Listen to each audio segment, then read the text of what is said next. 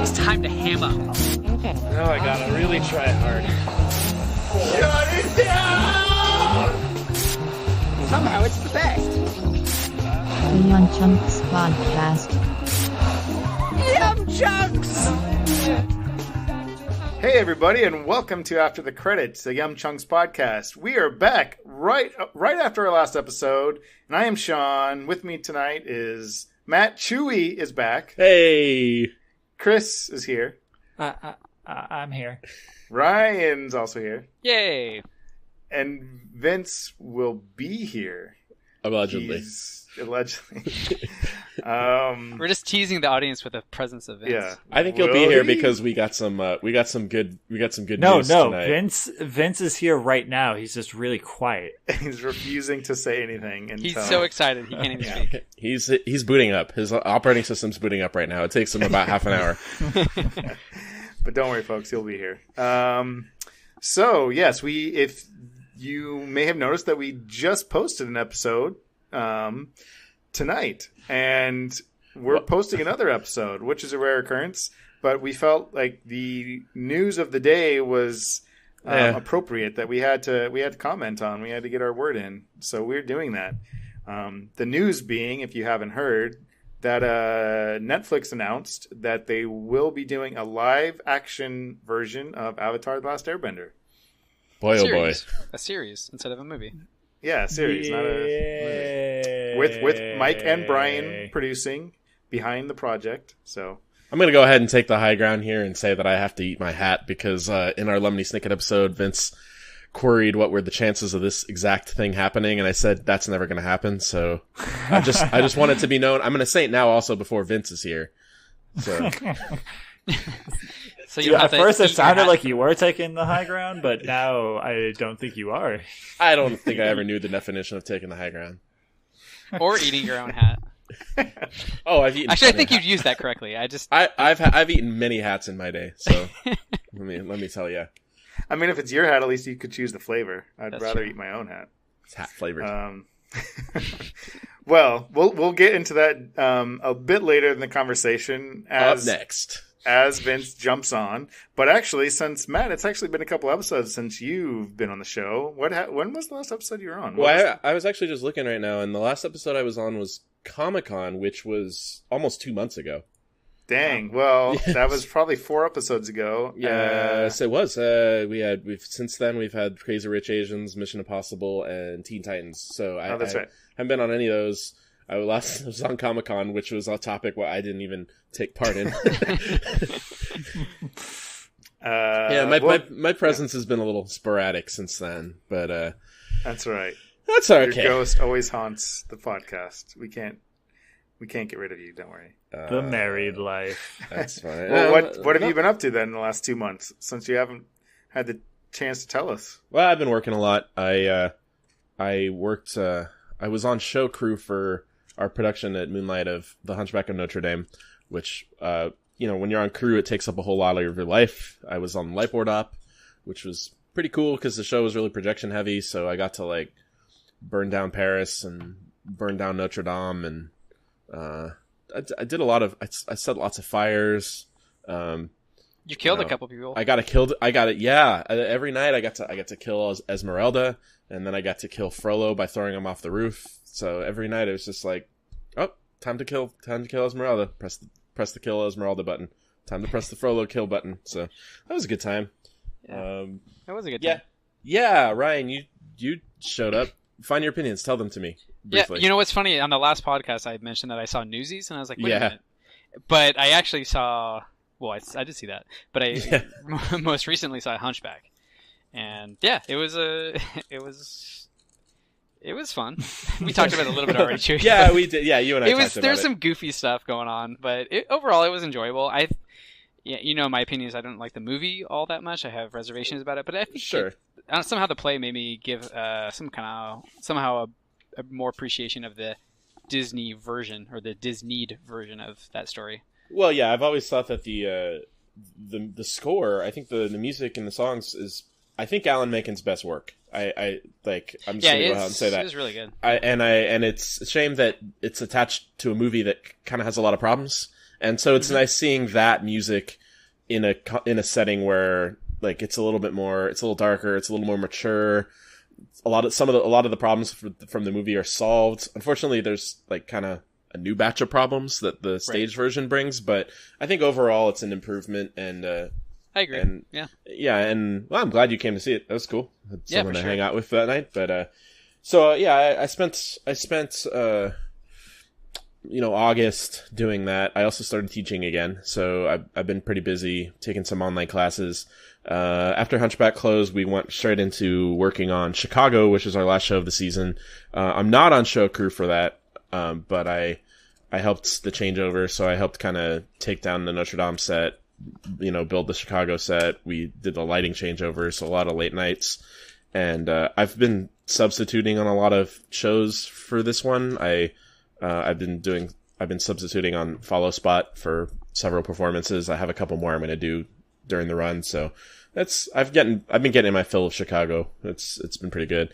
And then I was lighting designer on a play at Cal State San Marcos, which is where I went to college, and that's kind of where I got into theater in the first place. I was a digital arts major, and I kind of accidentally got into theater. So one of my professors from back in the day called me up and said they had a lighting designer drop out of one of their shows. So I took that project on, it was a play called Almost Maine, which is like a little series of little love story plays. It's like 8 different scenes. So I got to make the Aurora Borealis with using lighting. So that was pretty cool. That was a fun little project. What else have I been up to? I started playing which one is it? Braided redhead girl fights robot dinosaurs in the future. Horizon. I started playing that right before I kind of got engulfed with Hunchback, and I kind of put it down. So I'm hoping now that I'm getting a little bit more free time and my theater productions are wrapping up, I can pick that up again soon. But otherwise, I've been working on lots of plays. I've been enjoying the married life, and I made a really good burger the other day. So you gotta say, I mean, I went to the store not sure what I was gonna make for dinner. They had a sale on ground beef, and I bought that beef. And I made a really tasty burger. Sounds good. That's it. You're caught up on 2 months of the life of Matt Chewy. It's like information overload. There you go. There's no space left in my brain. There's absolutely. I don't think the listeners would handle that and the news that we're going to talk about. I know, right? Yeah. Well, yeah. We'll see. I don't know. Does anyone else? You said that said Chris. Wait, who didn't get a chance to share last episode? I want to share. Who didn't get to share? I want to share. I mean, I guess I didn't share.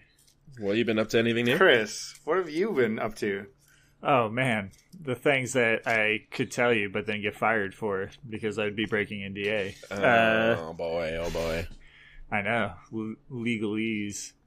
No, I just, I've been working a lot, and we're getting ready for Oculus Connect 5, which is, as the time of this recording, like a week away, where Oculus will announce all of its upcoming stuff. It's like VR's E3 almost. And we have a pretty big presence there with lots of news to be had. So I didn't know this was a thing. How long has this been a thing? This is the 5th year. How long has this been going on? Jeez. All right. 5 years. All right. Yeah. Yeah, that sounds about right. 2013. Yeah, all right. So we've been busting our butts to get everything done. Is it industry only, Chris? Appreciates. No, it's open to people. Shoot. The peeps. Where is it's it? Up in San Jose. Oh, that's kind of far. That's where Smash Mouth got their start. Oh man, it's like a rock and roll historical site. Yeah, and I think Guy Fieri has a restaurant in San Jose, and of course he would. And he's best friends with the lead singer of Smash Mouth. So, you mean is? Yeah, he is. Right. Yeah, he is. They also are maybe the same person. Right. I also just finished Spider-Man on PS4. Wow, already? Yeah, I have opinions, and maybe someday I might share them.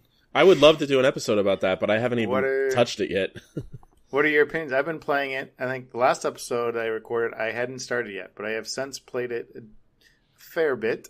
I'm generally enjoying it. I have a few issues with it, but overall I'm enjoying it. I finished it with a few issues overall as well, but overall I did enjoy it. I'd give it like a 8, maybe an 8.5 if I'm feeling generous. Yeah, I have to finish to kind of see. I think overall it's kind of what you would hope for in a Spider-Man game. I think my biggest criticism right now is that it's just too cluttered. There's too much UI. And that's a silly criticism. That seems like a very pedantic criticism. No, I mean, I get what you're saying. But it's just like there's so much going on the screen and you can't pay attention. It's just like, I don't know. It takes away from the experience, I feel. I'm going to... Go ahead. Sorry. I was going to say, my biggest thing right now, thinking about it, was just the side quests. And not even the side quests, just like all the things on the map. They were all FedEx quests for the most part, and it reminded me too much of like Infamous, which isn't a bad thing, but Infamous was like a PS3 game. I guess it was a PS4 game too, but I don't know. I feel like we've come farther than that at this point. Well, I know for me the benchmark when I play this game is going to be the Arkham games, and the Arkham games have a ton of UI. I think just the thing about it is that it's integrated well enough to where it kind of feels natural and you kind of forget about it after a little while. But I'm wondering, how does it compare a little bit to that? Yeah, Sean, is the comparison that maybe Arkham is more zoomed in, where Spider-Man is further back? Kind of, yeah. I mean, I was thinking about that. Why I was having more of an issue with it than I remember having with the Batman games, and I think it's partially because you're zoomed out a little bit further back, so your focus, your eyes aren't drawn so central to the screen or something. I think, yeah. And so because the periphery, you're kind of looking around the edges of the screen, the UI kind of gets in the way. But then the other thing too is just that there's a lot of things to keep track of, and I guess there was kind of that in the Arkham games, but I thought they did a really good job of streamlining, and by which I mean specifically in the combat. I think that's the biggest issue where I have issues with the UI, or the biggest part of where I have issues with the UI, is you have you have your combo meter, but then you have a focus bar that charges, but I don't know what I should be watching for the focus bar and how that relates to your combo meter, but then you also have specific ammo for different gadgets you have, and like all these things that it's just a mess. It's just like I don't know what I should be looking at, and none of it's intuitive, and none of it is really built into the immersiveness of you actually just fighting. Just be Spider-Man, Sean. Just be Spider-Man. I can't, because there's all these little bars and little numbers out on the sides of the screen. Ignore the UI. Be like Spider-Man. But this is just reminding you, constant reminder that you're not Spider-Man. Yeah, I don't know. Anyway, it's minor stuff compared to the whole game as a whole, but it's just something that constantly I'm aware of, and I think on that level it's just kind of distracting and sometimes frustrating too. But overall, the rest of it's, so far, I'm enjoying a lot. Just the world that they're kind of the take on the Spider-Man, and similarly to the Arkham games, just kind of like the immersion in the rogue gallery. And I mean, I feel in a lot of ways Batman's rogue gallery is probably most similar to Spider-Man's rogue gallery. From the Marvel universe. Mm-hmm. So I think it lends itself to that pretty well, and the city itself is pretty much a recreation of New York, Manhattan. So, I mean, with Marvel twists, pretty crazy. I guess that's good. But good. But other than that, there's actually a handful of games I played, and I didn't mention them in the last episode, but I've played a decent amount of games the last couple of weeks.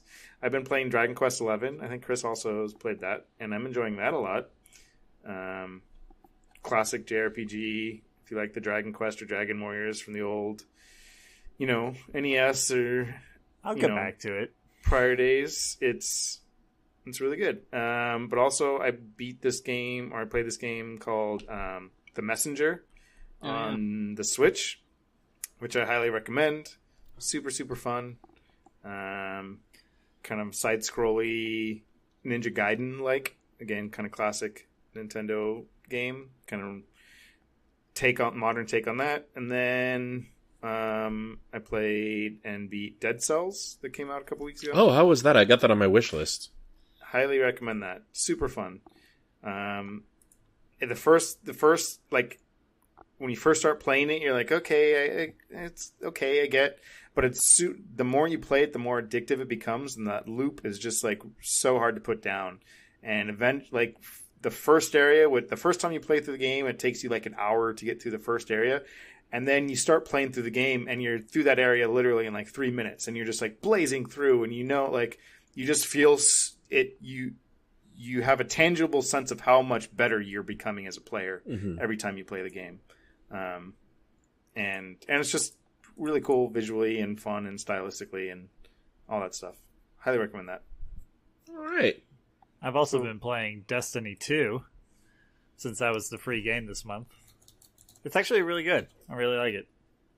And they just got the expansion Forsaken that just came out. Yeah, I've heard good things about that.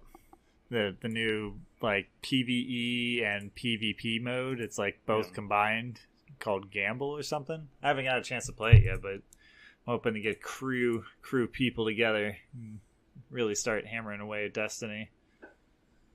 And then there was a lot of news on Kingdom Hearts today. I saw the poster that they released. And oh, that's the box art. The box art. I haven't looked at it. I'm gonna Google it right now. Well, you posted it, right, Chris? It's my cell phone background now. Yeah, but Chewy's not in our Final Fantasy TCG thing. Just show me your phone screen then, Chris. Oh, I thought there's Can't too many you see texts it? I'm today. showing it right now. I can't see it. Oh, this is too much crap.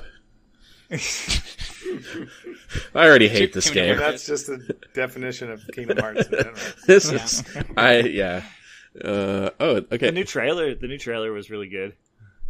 Yeah, I gotta say, I've really grown to like that new Tada song.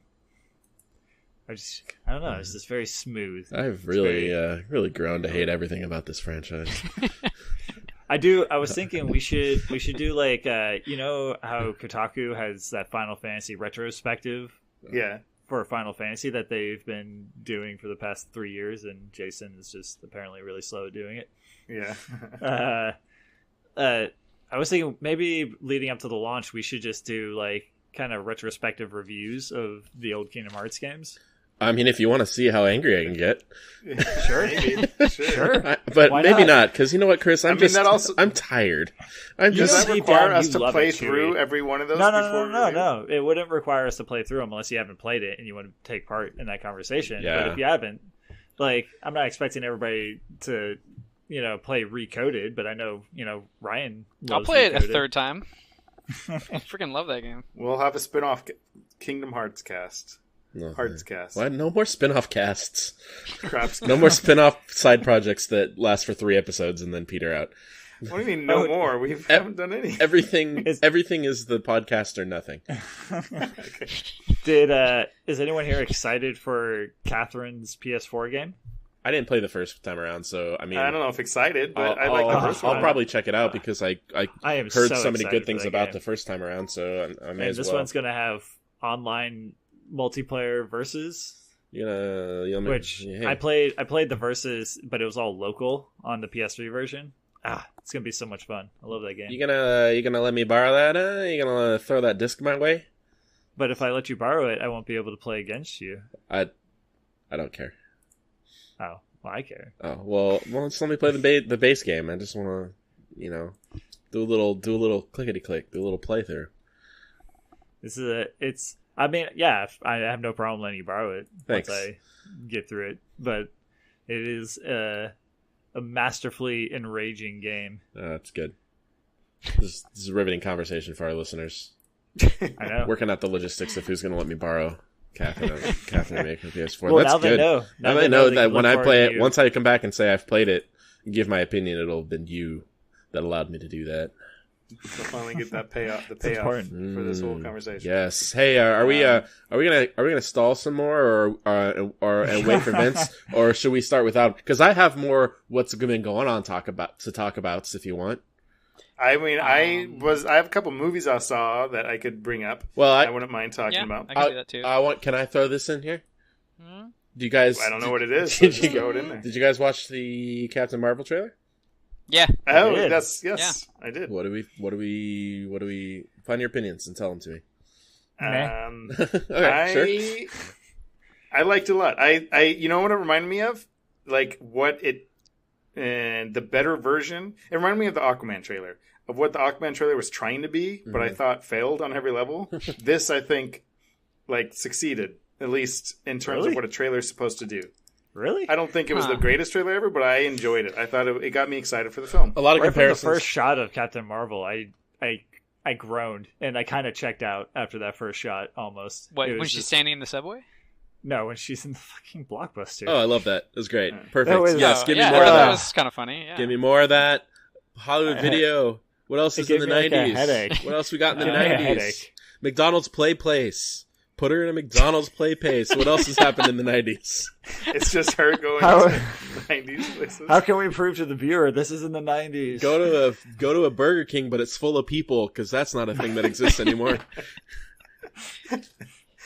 Yeah, good. No, okay. Yeah. I don't know. I thought it was good. I liked it. A lot of people making Green Lantern comparisons, and look, I'm not familiar with either of those comics, so. But I mean, I think those comparisons are just drawn from the characters themselves, right? And a lot of their backstory. Okay, look, I like young Nick Fury. I like that Coulson's back, and I like that purple blue man face from Guardians 1's in there, because connectivity, continuity, that's neato.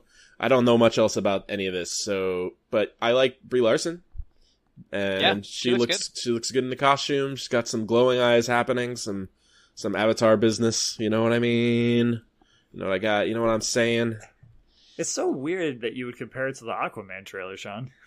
Yeah, I thought that was a little weird too. I didn't really see a comparison, but what I mean is that the Aquaman trailer was trying to hint at this huge, epic world and story behind this guy, and they were showing these big epic moments, but I think the trailer kind of fell flat because one, it didn't feel grounded in anything. It was, I don't know, in the trailer anyway, it just came across as just like the most cliched version of Hollywood superhero movies of you're destined for this, and you know, that kind of thing. And then shots with no contextual, like, haha, I'm jumping out of an airplane because a redhead, like, also, you know what I mean? Like those types of things. I feel like that is literally the entirety of the Captain Marvel trailer. I have no idea, based off that trailer, what the purpose of this movie could be.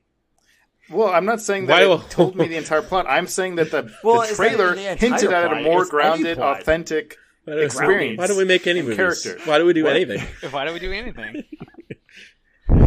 Also, the bigger context of the DC series at this point is hilarious because Batfleck's out and Henry Cavill's out, and who knows what's that's going still on. Just a rumor. It's still pure rumor. Of the 30 DC movies that they've announced, none of them are a Superman movie. So we'll see after they make all 30 of these movies. We'll see if Superman starring Henry Cavill is still on the production schedule. So there's it. It's good old mustache. Play-Doh face is the last we've seen of Play-Doh face. Yeah, I don't know. I mean, I don't know a lot about Captain Marvel, but I thought the trailer did its job. Got me excited for the film. Mm-hmm. Maybe. I'm the opposite. The trailer did nothing for me. Okay, you know what, Chris? Don't go see DC it or Marvel. No, it's not even a DC or Marvel thing. You're not allowed.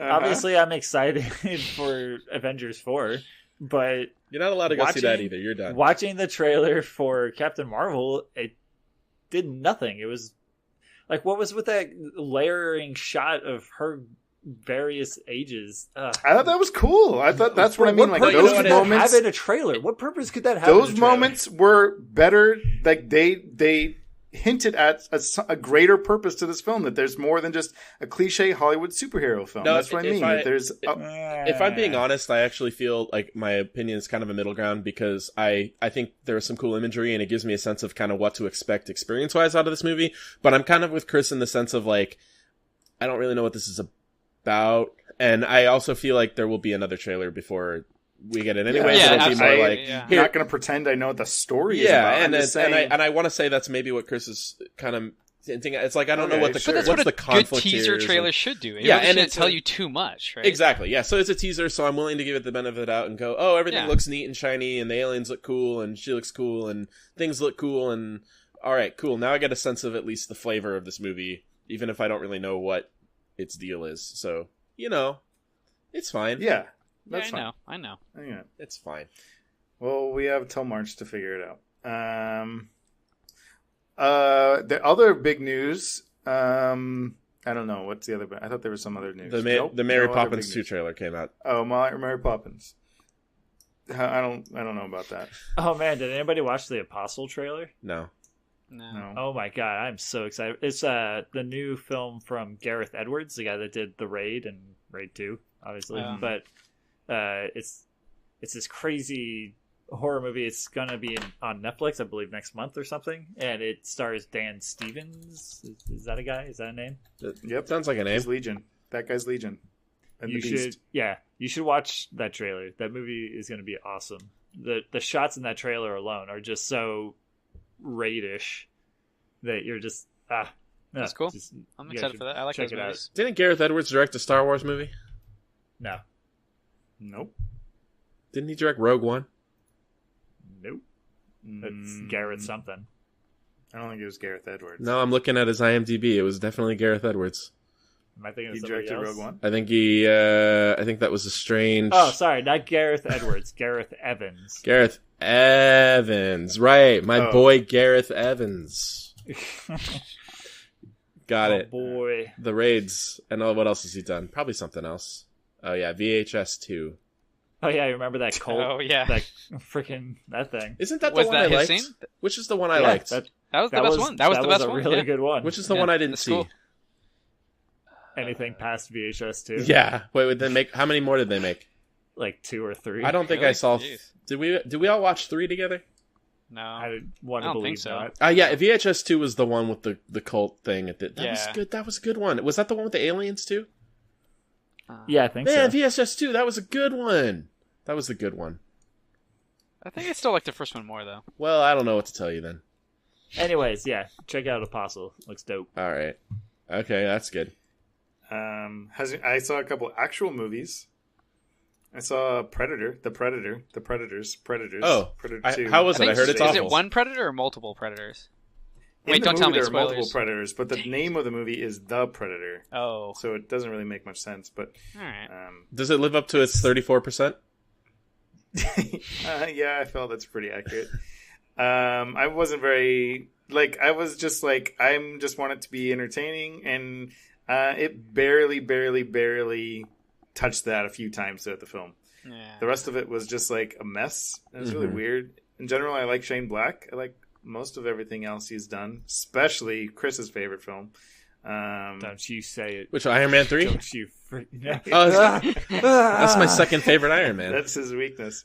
But it was just so weird, and it was almost felt like poorly edited more than anything else. There were so many times I didn't know what was happening, or kind of people would die or something would happen that had some pretty, significant ramifications or something. But you didn't even know that it happened. You're like, oh wait, did that just happen? I guess I didn't see it. That was a weird. They didn't really show that. It was weird, and just the spatial awareness of kind of what was happening in any scene was just so confusing. And then the story didn't make any sense either. Not to get into spoilers, I guess, but it's just dumb. Oh, okay. Spoilers. So I can't recommend that. But I also saw the worst movie of the year, which is not The Predator. I saw Slender Man. So... Why did you do that? Movie Pass. Movie Pass hasn't completely collapsed yet. No, it has Slender Man. That's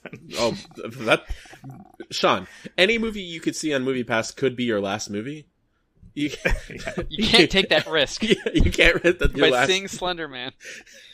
Look, Slender Man is like if you took a skeleton of what a movie is supposed to be, and then you ground that skeleton into dust, and then took a spoonful of that bone dust and ate it. Is what Slenderman That is. sounds delicious. I knew I wasn't going to see it, so I watched the Red Letter Media, the half on the bag, and it's pretty hilarious if you haven't. Oh, I think I saw that. Yeah, they're pretty exactly what they say. But yeah, it's like it's so bad on every level. Like I would like to even say it was like at least entertaining bad, like kind of almost like schlocky, hokey, kind of funny. Mm-hmm. But it wasn't even like that. Really, it was just more like boring and just so stupid and nothing. It was just like a gray smear on your eyes for an hour and a half. And that was the movie. Well, anyways. Anyway, on that note, guess who's joining the party? What? Hey, now Vince is here with us, everyone. Hey, Vince, welcome to the show. Hey, I gotta say, it's great to be back. All right. Well, we've been waiting for your arrival. Our excitement has just been building, as has the rest of the world, because now we can talk about the big news.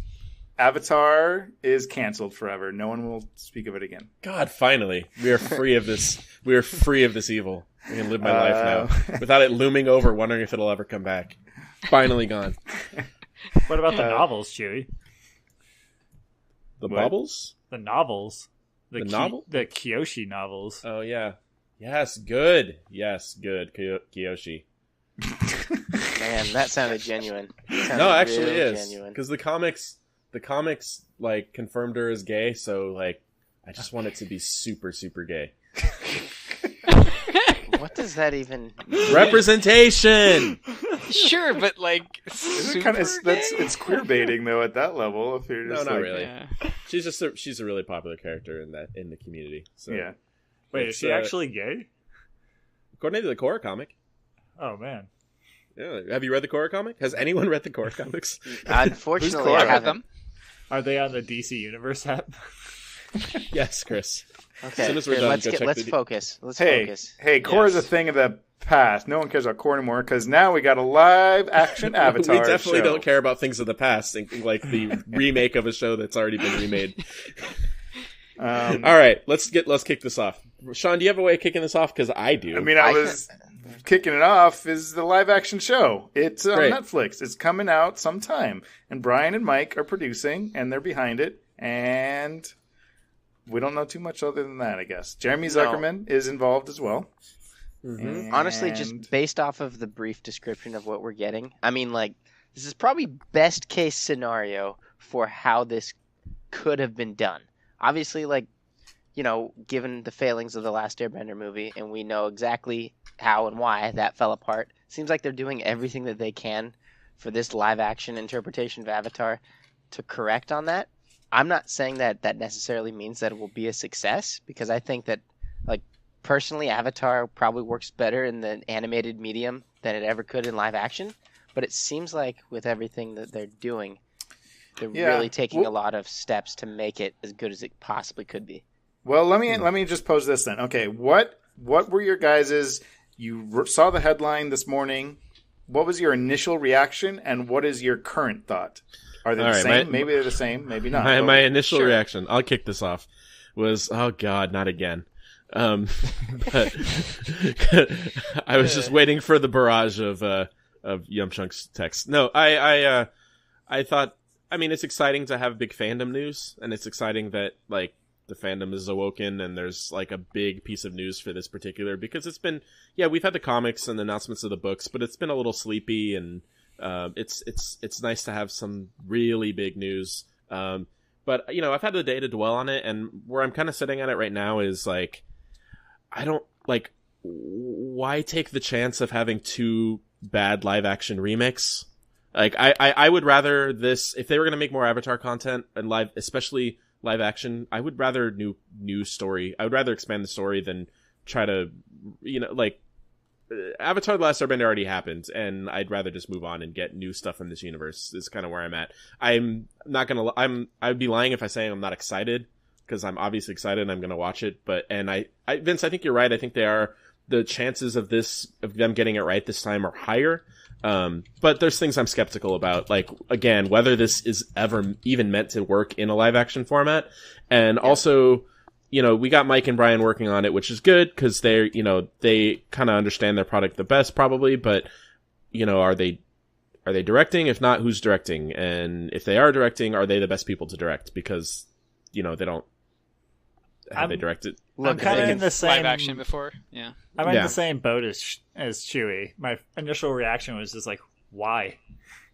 Like, why do this at all? And then, I mean, I'd say I'm still in the same place, but I think my reasons differ just ever so slightly from Chewie's, where it's just like, so Avatar: The Last Airbender, as it is phenomenal television. It's the first season is 20 episodes, very well paced, very well written. How are they going to do it any different and make it better?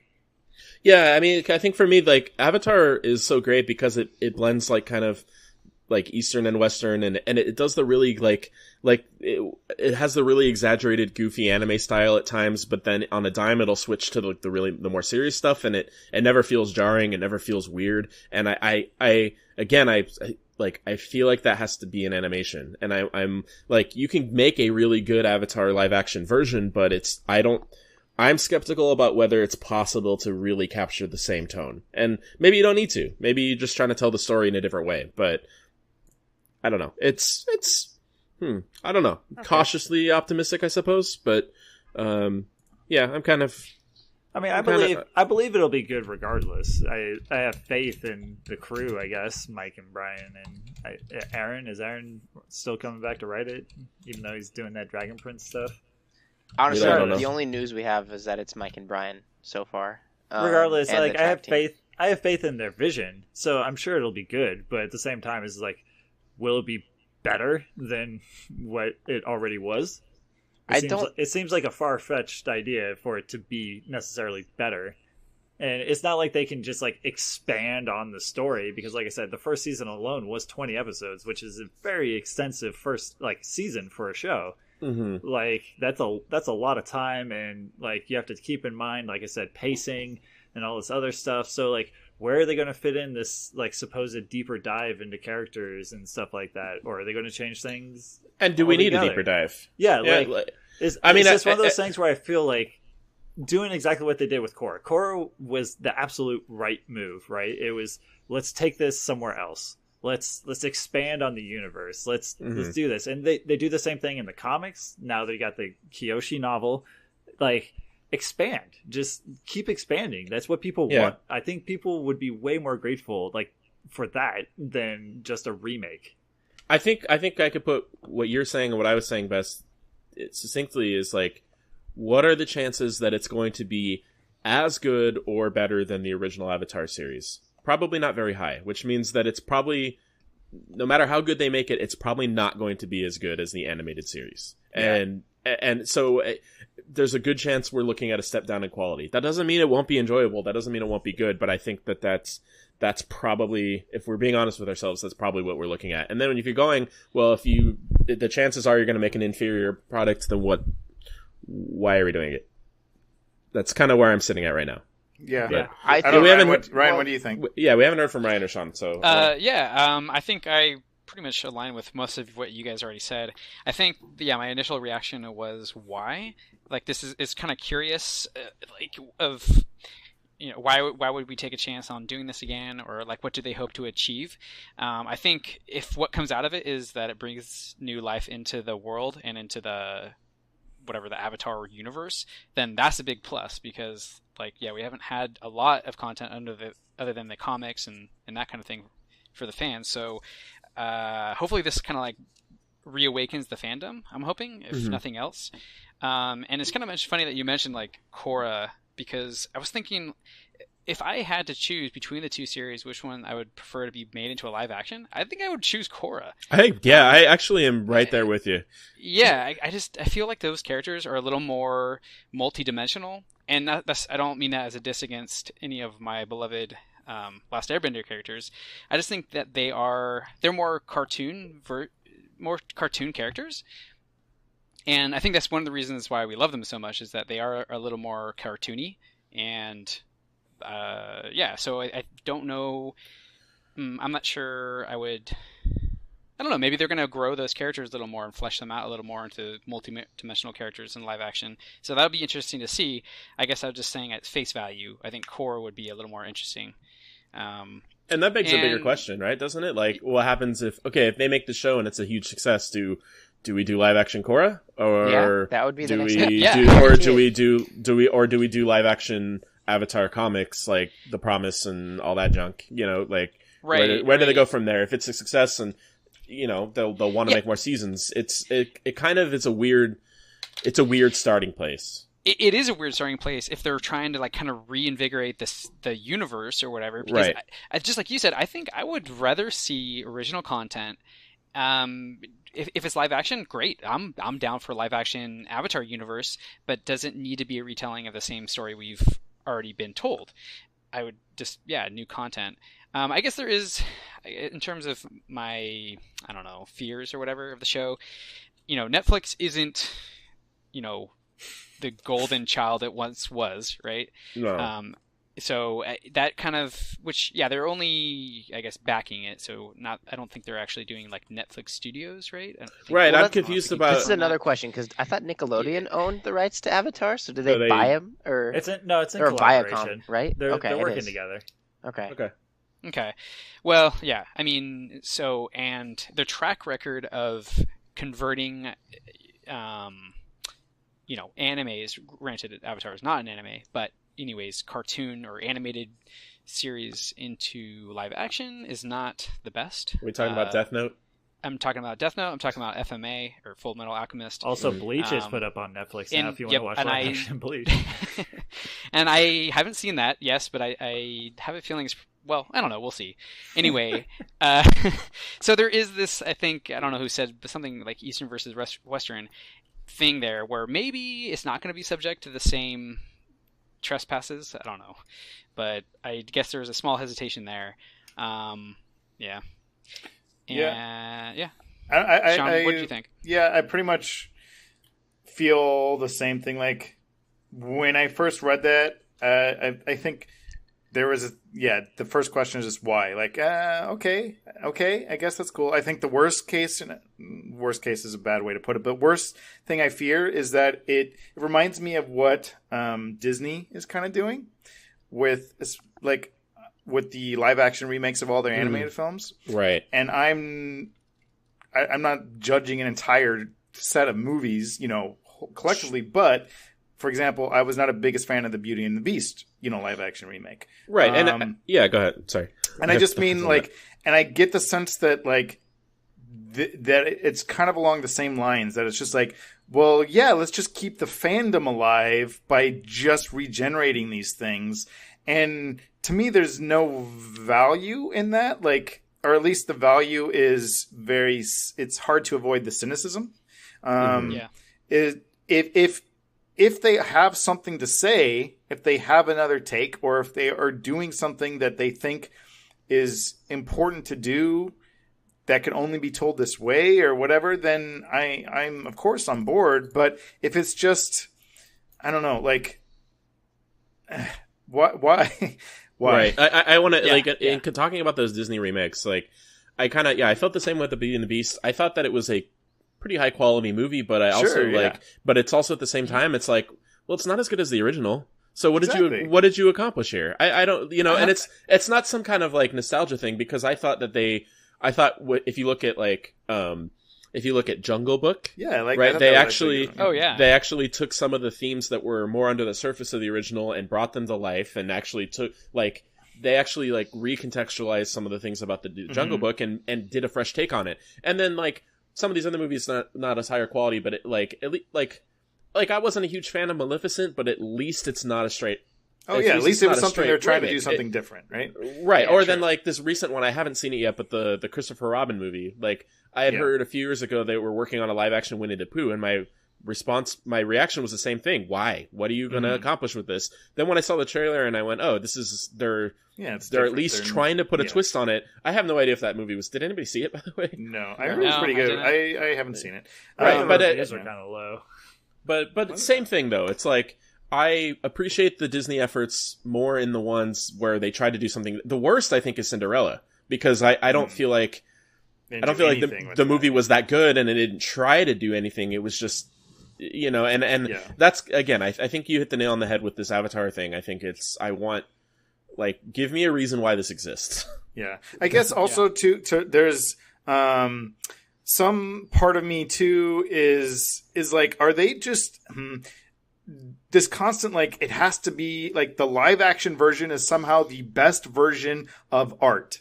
Like, why does it have to be a live action thing? Like, that's somehow the pinnacle. And I think probably because I think we've probably talked about this before, either on Corecast or another podcast, because I remember having this conversation. But I think it's probably because the movies, like the cinema, is the most accessible art form. It's still the broadest art. I mean, it's kind of, people are saying the cinema's dying, but going to the movies is still like one of the cheapest forms of entertainment. If you're taking a family out, it's still one of the most watched. It brings in a lot more money than other forms of media. And so I think maybe that's an element of it. It's like, if your piece of art is significant enough to reach the big screen, then that means that you've achieved something. That if we're making a movie version of it, then that means we're opening up to everybody, and that means it must be important, right? I think that there's an element of that there. Yeah.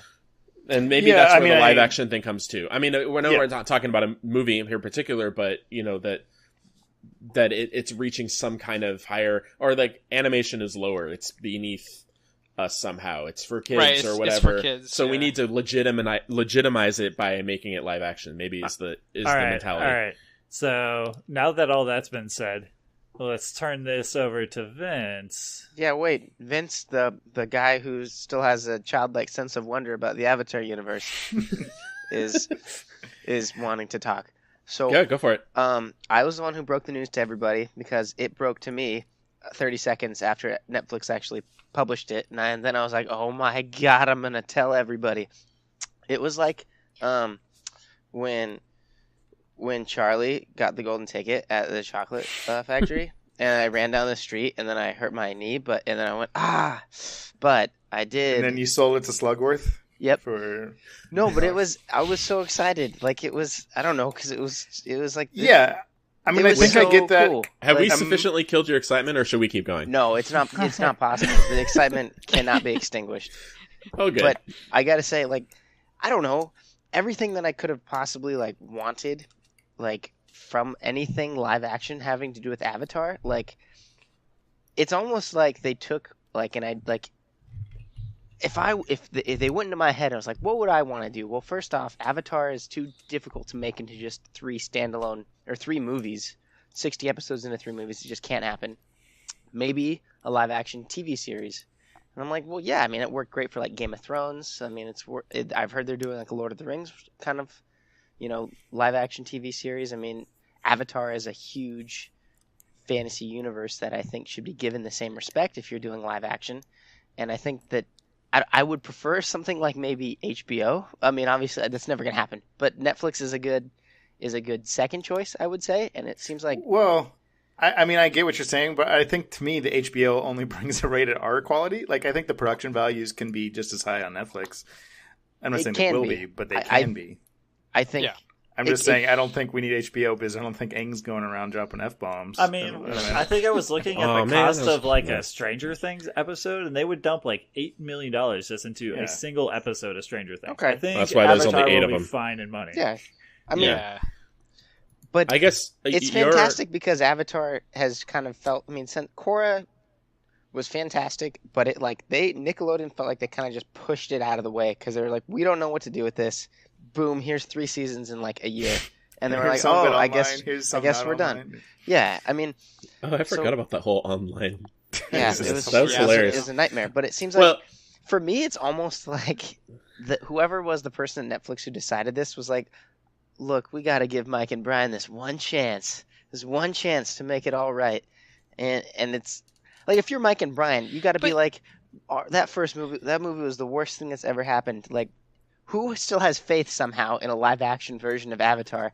And apparently it's Netflix to go to them and be like, look, we want to just give you the reins to this and just make what you can with the live-action Avatar movie, even after the movie was a colossal failure in every sense. Like, the fact that there's still people in the movie and TV industry that have the faith like that to give them that, like that. Well, right. So what does that tell us? Does that tell us that Netflix executives see potential in a live-action They see potential interpretation compared to Game of Thrones? That they think that's going to pull in more audience members, new audience members that didn't watch the original, and that means that they don't want to see another, or they don't want to see a animated version of it, or another animated series in the same world. I think that they understand how fantastic of a story Avatar is. And I don't think there's any way that if you were to do any sort of animated version again of Avatar that you could, like, why even try animation? The only other thing I could think of in the medium would be live action if you're going to do the TV series. But why do The Last Airbender? Yeah, why not do an original story? That's what I'm saying. Original story versus a retelling and live action format. Vince, you use the examples of like it worked well for Game of Thrones and they're doing the Lord of the Rings things, but those are all books. I mean, this originally was a television format. We're going from a television format to a television format. We go from a book, it's like, okay, we're taking this and we're filling in all the blanks and we're giving you all the visuals and we're realizing it into a completely different medium. But I argue, like, we're already in that medium. Like, yeah, animation and live action are pretty different, but they're far different than adapting from a book, you know? No doubt about that. And you can argue about the who, ands, or whats, or whys about why this could fail. This could fail, and there really is no justification or point necessarily for this existing, because Avatar: The Last Airbender is one of the best shows ever made, animated or not. That's all. I'm gonna say it's a fact because I believe it's a fact. So you could just say, like, why have it exist? But the fact is it does. The fact is it does, and all the steps that we've seen so far have been in a positive direction. I mean, the one headline we've read so far about look, it. So the fact that you have did anyone actually read the whole thing and like Mike and Brian's little? Yeah, I did. I read their. How terrible was that? What? It wasn't the best. So wait, what's terrible? To me, this line right here is terrible. From a PR perspective, a marketing perspective, they should have never said this line. We can't wait to realize Aang's world as cinematically as we always imagined it to be, and with a culturally appropriate, non-whitewashed cast. Okay, I didn't like that part as much, from a PR standpoint, I can understand, but that was actually my favorite part of their statement. I mean, I can understand them being sassy about it at all, but to me, it's just like, you don't need to say that at all. As a matter of fact, it makes it seem like it's such a big deal to you guys when it shouldn't be that big a deal. No, I think it's a big deal, and I think a lot of the fandom is embracing that. Don't say that you're doing it, because just don't say you're doing it. Just do it.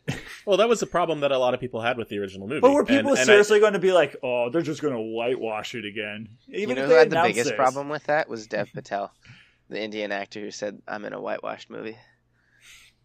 Yeah, to me, it was like a misstep. It's like, and that. I don't argue the importance of it, and I agree with that. But I get from a PR point of view, but also like, I don't know.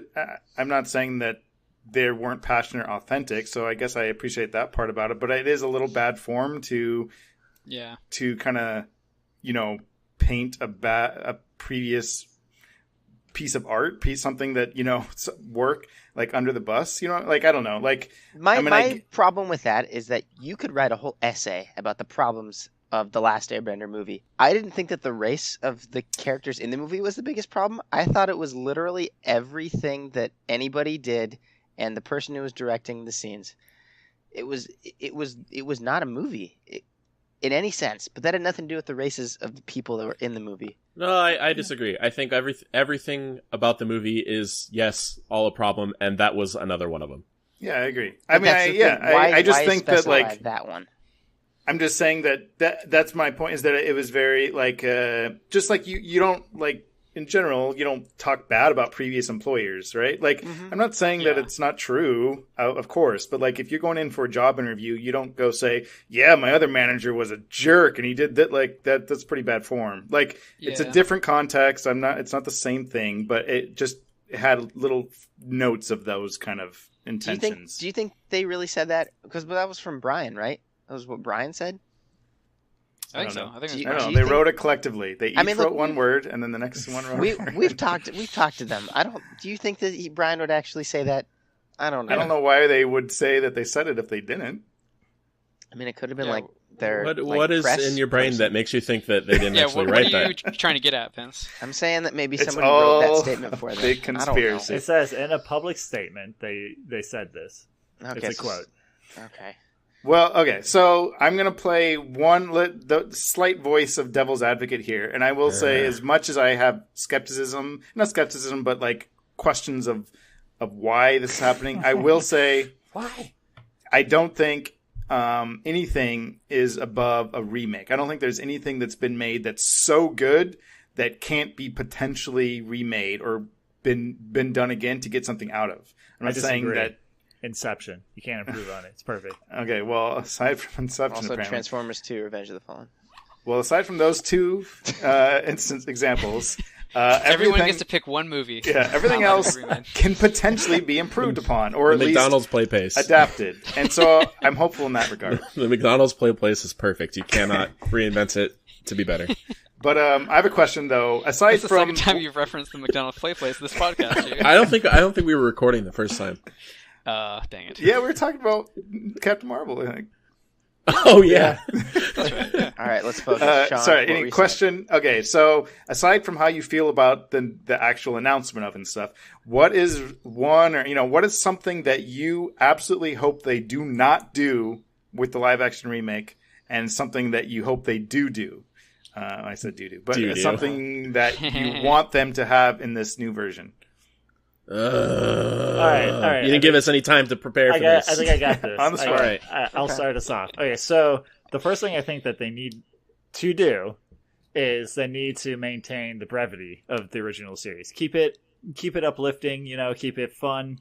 Keep it going. Mm-hmm. Have your jokes. Have a good time. I think too many times shows like this, when they go live action, get too grounded.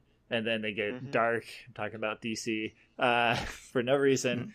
And I think it's key that they maintain that.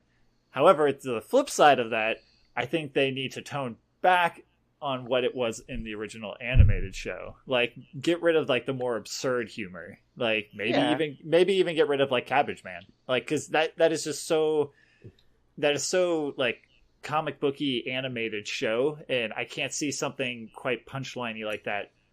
Chris, I want you to put a pin in Cabbage Man, because I want to talk about that later. Because that leads to a bigger conversation. But you get what I'm saying. Yeah, right? I get exactly. No, what I you're totally saying. get what you're saying. Yeah. I Yeah. guess that'll be my kickoff. I mean, would you say Let then, guys go. like you'd want the episodes to be helmed by directors such as like Joss Whedon or like Edgar Wright, something like that? Yeah, I mean, they are people that have shown themselves to have a pretty good understanding of like humor in a more live environment without getting over the top cartoony. And the wonderful Even thing though about Edgar this, Wright does kind of get a little over the top cartoony at times. he does, but the wonderful thing about this is it's certainly possible that one or both of them could direct episodes of this show. Okay. Yeah. I mean, it's not impossible. I mean, it's We- possible it- I could. It's not been announced that M. Night Shyamalan is directing it. I mean, because that was the announcement once we It's knew. not been announced that he's not. I Yeah, just want to he's point not. out it has not been announced that Christopher Nolan is not directing this. So, Christopher Schmidt. I yeah. don't know anything at all. If we just start tweeting I it, maintain my NDAs. it'll happen. Just like Africa by Toto and Weezer. Well, okay, so something I hope that they do adapt. I hope that they change the plot. And by which I mean not necessarily the story. I think the story could stay the same and should stay the same for the most part. But I think the plot needs to change. I think that the format and the beat and the order and how things play out, to me, if they keep it the same, like that's the ultimate just like betrayal of why they're doing this to begin with. If they're just going to tell the exact same plot for plot, It's going to be beat for beat Cinderella. story, it's going to be so boring and dumb, and it's going to appeal to the worst part of fandom of I just want to see this thing again. And that is boring and just not why I watch these things, right? So my hope is that they adapt those and change those elements. And one thing that I hope that they what was that? That was something I hope they change. And one thing that I hope that they, do have in it, or that I want them to do, is to dang it, I forgot. I talked too much. Sorry. I'll think of it in a second. Anyone else? Yeah. So the thing I don't want them to do is the Great Divide. Remove that entire. I want the Great Divide. Good call. Nope. I want it. Maybe. Okay, fine. Maybe Then the series you will gotta just have be that. the Great Divide. No Great Divide, then Riot. The good news is, Ryan, if it is there, it would probably be the name of the episode, and you would know to avoid it. But I'm a purist. I have to watch it all 5 The times. Great Divide. I'm gonna watch the hell fine. out of the Great Divide. Fine. The one thing I hope they do have, one word, Zutara. I mean, that's certainly possible, actually. You know. I think fans will probably get pretty upset about that, actually. I think. Are you good? Can I talk? Go. Talk. Wait. Okay, go. All right. I think they absolutely need to get the characters right, and specifically the one that comes to mind is Sokka. I think they need to find a balance of a style of comedy that's going to work in live action, but it needs to be any comedy at all as compared to the movie. But they need to get the dynamic between Sokka and Katara right. They need to get those characters right entirely, even more so, I think, than Aang or anybody else. Especially because that's how our show opens. They need to keep those they need to keep some of the more progressive things about the show. Like for instance, Sokka being like completely sexist and having this like feminist arc as it's going through the show. I think they need to keep some of those things and still figure out a way to make it lighthearted, but not like over the top cartoony anime. One thing I hope they don't do is I kind of what Ryan was saying. I don't want them to get hung up on fan service. I really hope it's not just a clip show of, hey, remember this, hey, remember that. And that's why I asked Chris to put a pin in Cabbage Man, because things like Chris, sounds like you're of the opinion that tonally that might not work in this format. And I am inclined to maybe agree with you, but you get to the point where you're kind of like, you go, well, we got to have this in here because it's Avatar, and we got to have this because it's Avatar, and fans will riot if we don't have this because it's part of it. It's so iconic Avatar. But I want them to make the tough decisions and like figure out if they're gonna make an adaptation, they need to actually be brutal and figure out what's gonna work in this version. And I hope that they don't fall into the trap of just saying, okay, we're just going to do this over again. Everybody loves Foamy Mouth Guy, so we got to have the Foamy Mouth Guy, and everybody loves Cabbage Man, so we need to have Cabbage Man. Right. And everybody loves the. Yeah. I want them to really take a good hard look about what it is that what's essential and what is going to work in this format and what's not going to work in this format, and really try to guide that, have them use that as a guide to make the best product that they can. Yeah, so on a serious note on that one too, I think what's interesting that we have an advantage when we're making this, well, not we, but when they're making this TV show, is that we've already tried it once, right? We already know what doesn't work and what will work, or at least a hint at that. So I'm hoping they take, a note of that, like, oh yeah, actually, the acting is important. Which anyway. I'd like to say that's almost like unprecedented, isn't it? Like so quickly that a movie has failed so horribly, like based off of like an adaptation of a TV show, that they'd immediately be okay with like helming it again. I mean, maybe specifically in TV show, but not in general. Like, I don't know, Spider-Man bombed and they rebooted that, and Batman. Plus Chorus come out after the movie, which showed that there was still interest in that product. Right. Yeah. I would like to. You're right. I'd like to say my points now, and this is another going back to the point about learning from their mistakes. This is crucial for Avatar.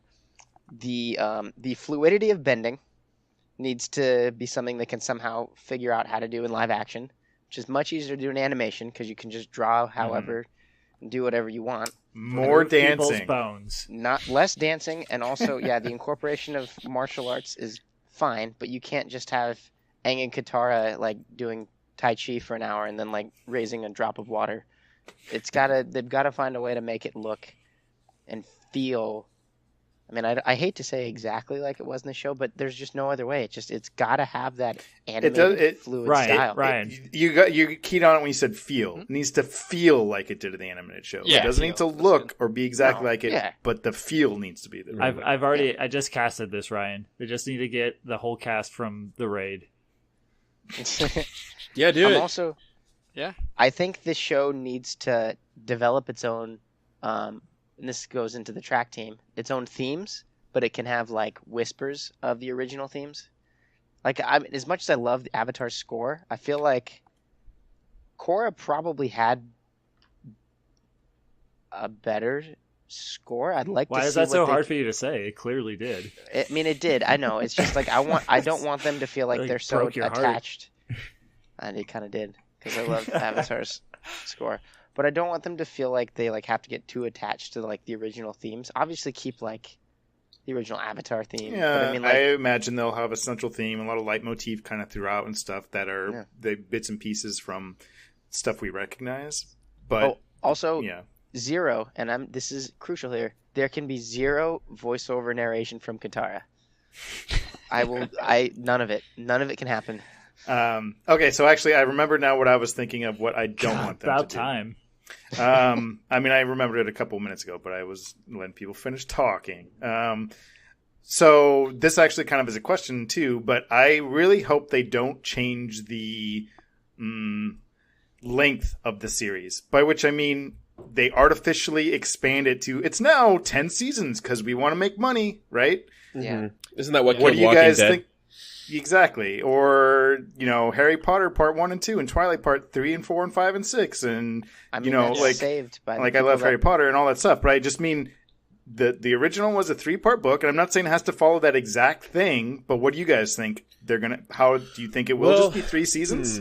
Absolutely. I think, and if so, like, if you're Netflix and you're a production company, you put all this money into a live action thing, which is far more expensive than animated thing, and let's say it's really successful, making a ton of money. Do you think they're going to stop it after 3 seasons? Are they even going to say 3 seasons? I don't think they will. Right? Well, the thing is... what's interesting... Well, sorry, go ahead, Chewie. I was going to say, like, they've made all those, comic series, and one of them was, I think, Lost Adventures. Like, there's nothing stopping them from inserting new content in, because a lot of those episodes in the original series just end with them flying away on Appa, and then the next episode is them flying in on Appa. Any number of days could have passed that we didn't see. And I would be fine with entirely new storylines and episodes that take place within the framework, because there are episodes and adventures and arcs that happen in the show that I'd be fine with getting rid of. And not just Great Divide, that's the one that everybody picks on, but there are definitely a lot of arcs that, like, as much as I like it, we don't need the Painted Lady. We don't necessarily need Batu of the Southern Water Tribe. There are a good amount that, like, can either be refocused to be more about the central story, or it could just be an entirely different story altogether. Now that they've had the experience of writing these stories between the 2 series, they've done 7 seasons. They probably could look back at season 1 of Avatar and go, you know what, we could have done a better job. And maybe we wanted to tell different stories instead. Okay. Yeah, I would agree to that. Sean, it's funny that you mentioned that too, because I know Korra was certainly somewhat plagued by this, and I think the first season to some degree, is that they didn't know their original length when they first began, I believe. Right, yeah. So, and now I'm hoping that that is one thing that they have an advantage of.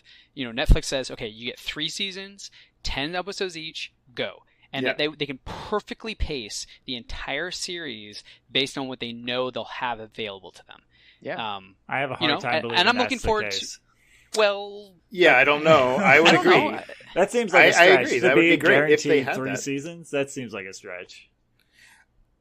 Well, I don't know. Then I guess my fear then becomes that they again don't get to tell the fully fleshed out story that they. I think would that's want my to. That's my point. Is that, like, I don't want it to be artificial, like you said, Korra, or even like Lost and like other shows are just like these things that are artificially inflated, where you could see as an audience, you could almost see the fog on the lens of the screen of the marketers and the CEOs going, nope, this is just, we want to put more episodes on, and it's not organic to the story. It's not there for any reason other than we just want to make more money. Like, and as cynical as that sounds, I just, that's what I want to avoid. And I think it's the flip side of what I was saying earlier, where I want them to change things, but I want those changes to be intentional. I want them to be built from the story and the characters and better serve to this new format. I don't want it to be, well, we have free reins to make an endless show forever and change the entire story for no reason. And if their intent was to make a show endless forever or open ended, then again, why do a remake? New story. Yeah. Yeah. Well, that's why it's not going to happen. I mean, like, It's just not. I feel like Mike and Brian are very great storytellers, and when they know when to end a story. Well, you do know that they don't have control over these things. Again, Nickelodeon owns the rights to this. So they don't get to call the shots. And again, again, we were talking about adapting Korra. Korra would have been the better one to adapt live action if it was going to be open ended, because as we discussed when Korra was airing, Korra's like kind of like a Avatar meets a comic book, right? Like, cool. Then the continuing adventures of the superhero Avatar Korra, like that would lend itself better to something like that, where Last Airbender has a very clear beginning, middle, and end, and it could get dicey. It can, but I feel like it's easier. It's an easier story to tell. It's a simpler story. I think if they can get Avatar right as a live action story, it'll be a lot. That's a good reason, though. Just because it's simpler. Like that's I agree. I want to see a more complicated story. But what I'm saying is that they want to test the waters, though, with Mike and Brian and these live action adaptations of their work. I think that Avatar is certainly a good place to start, and that if it's a huge success, we're definitely going to get live action Korra. Well, I mean, I think that is something that maybe excites me more. Is this is their kind of like their test run? Like, can this work? Oh, if it can work, then you haven't even seen the tip of the iceberg of the Avatar universe, because now we're going to do crazy stuff, and maybe that means in the future they will have more animated shows on Netflix in this universe, or more other, like, as well as live action shows. If they're using this as kind of a way to test to see if there's still a fan, reception for this kind of thing, then I would be like, okay, I'm more okay with that, because it means that they are wanting to, fulfill a lot more of these creative, like, open-ended endeavors instead of just doing the same thing. Yeah. So I know that you guys are afraid of them, like, appealing too much to the fandom, but I'm interested in seeing if they're gonna just, based off of, we know everything that's happened in Korra and the expansion in the Avatar universe, if they're gonna like have some little winks in this show, like maybe when Aang is in the Avatar state, he happens to see Avatar Wan, and he's like, he doesn't know who he is, but like we know because we've watched Korra, something like that. Or I could see them doing that. That'd be fun. Yeah, I wouldn't actually. On that note, that's a good point, because I wouldn't mind them incorporating Rava a little bit more, because it doesn't. It feels like when they, as amazing as Beginnings was in season 2 of Korra, it did feel like it maybe conflicted a little bit with what we were told in the original Avatar series, and I felt like there needs to be a little bit more connectivity between Aang and the Rava spirit and all that backstory, and I wouldn't mind. I wouldn't mind a little bit of that, actually. Yeah. It's also important to know that everything we learned was just based off of this senile old fireman, and that's Avatar Roku. Oh right, original. Yeah. He was just like he thought the Avatar state was just a defense mechanism. He didn't know no better. He's just an old man who died with his dragon. That's all. Man. All right. Well, I have one potentially final question for you guys that you, of course, again had no time to think about. But what do you think casting wise, or do you have any thought, like dream casting? Obviously, I think all the kids, they got to go unknowns. I feel like they have to go unknowns for Aang, Katara, and Sokka. Zuko, I feel like he can maybe get a recognizable face because he's a little older. But all the adults, do you have any thoughts of like who would be fun or cool to see as Iroh, or I don't know. There's not a ton of adults, but Umi or whoever. I haven't thought about that at all, Sean. Iroh is Jack Black.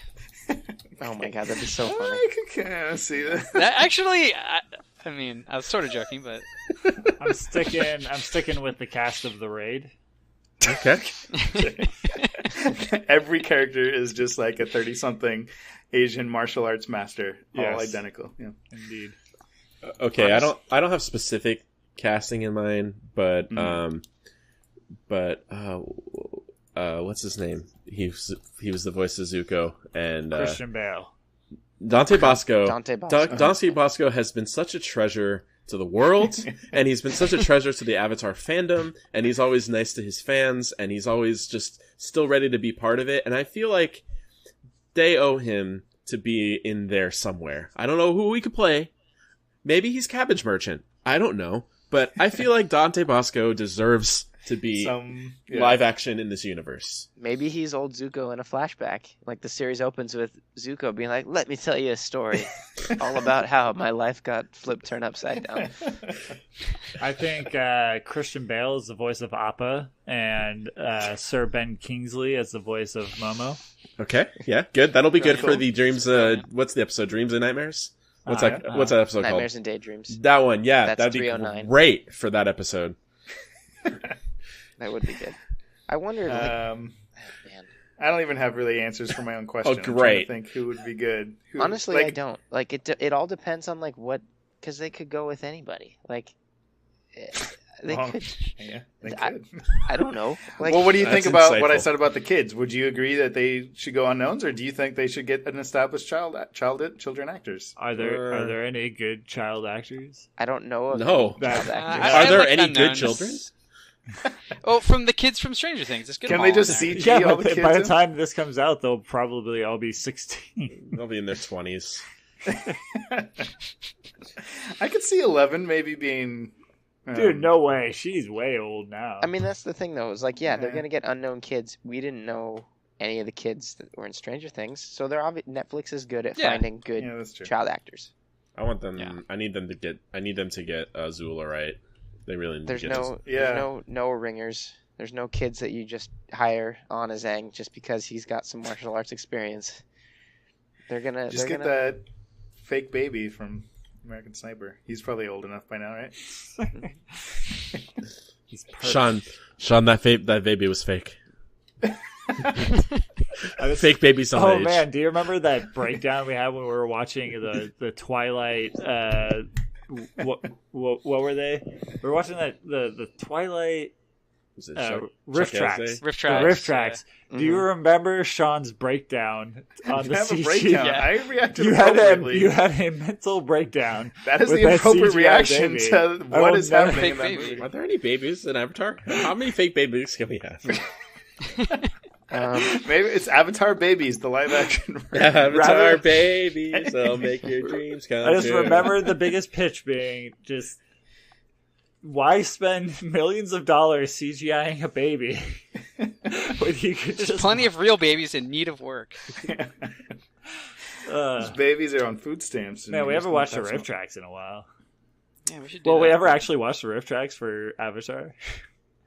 We Yeah, did. Yeah, we have. watched it Did several we? times. Which is like 2 or 3 times. Yeah. That's why we always say, any nachos in here? You know, not I've just. never seen it. You're not. Chris, Oh, you got to it's watch that. fantastic. It's time Yeah, to it's time we fantastic. watch that. I would watch that again. Yes, You know what we should do is we should record us watching it We've for a been- bonus. yeah, we've been episode talking of about that this. for years. I know. It's never gonna happen. Just Never like gonna happen. not just like a Netflix live action Avatar is never gonna happen. Give me.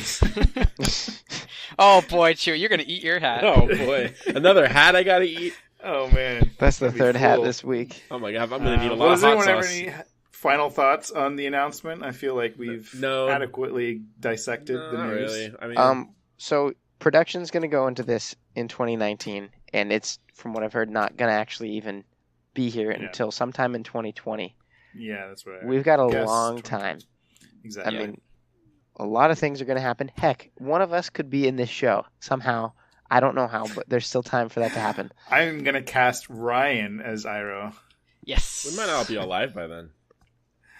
Well, someone Yeah. won't be alive by then. One of us. One of us has to carry on the legacy. Yes. In the smoking wasteland of society, we will be doing this Oh, podcast. hot take. No pun intended. What was Oh. the pun? Hot smoking. Oh, yeah. Smoking wasteland. I'm referring Wait, to so the the nuclear world's- fire. Is there Right, a nuclear it's- fire going on right now? Oh, I haven't looked. I haven't gone outside in a while. Oh, gosh. I don't have any more thoughts on this topic. I've said everything. Okay. I've said everything I need to say about the Avatar remake. All right, We've got nothing so far. It's taking happening. a turn. It's coming whether I want it to or not, or maybe it won't. Maybe it'll get canceled. Who knows? Well, guys, I think we should, because more news is going to come out the closer we get. I mean, it could have more news, on a weekly basis. So these type Every of No. week for 2 years. No. they'll I'm just saying- release No. a steady stream of information. I'm out. I'm done. no. Well, what do you mean? All you have Vince to do is back. He's like back on drugs. He's like, you can feel it like Yeah, coursing through his he's- veins. he's He's He like, had oh, been yeah, he kicked it. He had been off. He had, Yeah. He's a junkie that's getting his fix again for the first time in years. exactly. This is the beginning of his downward spiral. I'm not. I will not be a part of this. I'm not going to help contribute to this madness. You guys I are will mean. record it because it'll be entertaining. You guys are mean heads. Oh, well, no. keep on listening, folks, to Vince's downward spiral. Thanks for listening, everyone. You don't have to listen. You can just watch it happen.